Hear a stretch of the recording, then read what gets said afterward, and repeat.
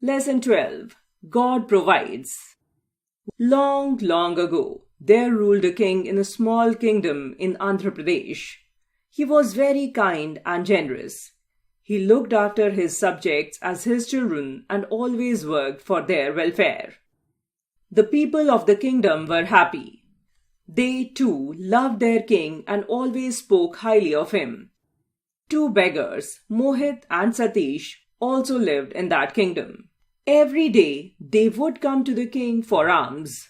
The king always gave them food and money. On receiving the alms, Mohit would say, God provides. But Satish would say, our king provides.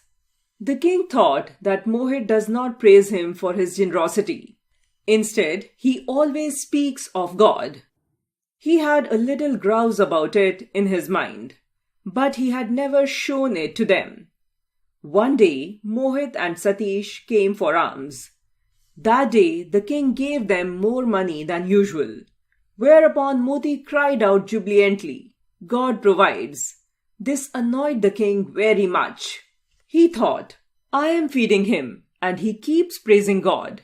It is time to teach him who is his real benefactor.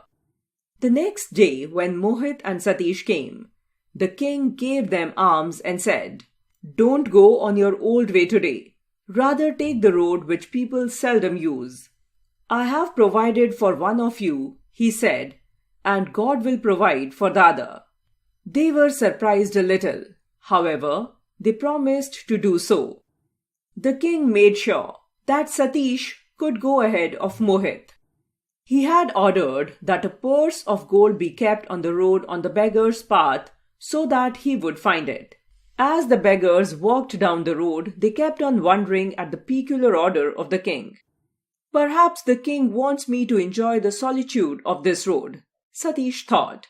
It is indeed a beautiful road and so broad. One can walk with eyes closed, and he closed his eyes. As a result, he could not see the purse lying on the road. On the other hand, Mohit had also been thinking why the king had given such an order. Perhaps the king wants me to enjoy the beauty of his creation. He thought and kept on looking at every little things around and praising God for his mercy.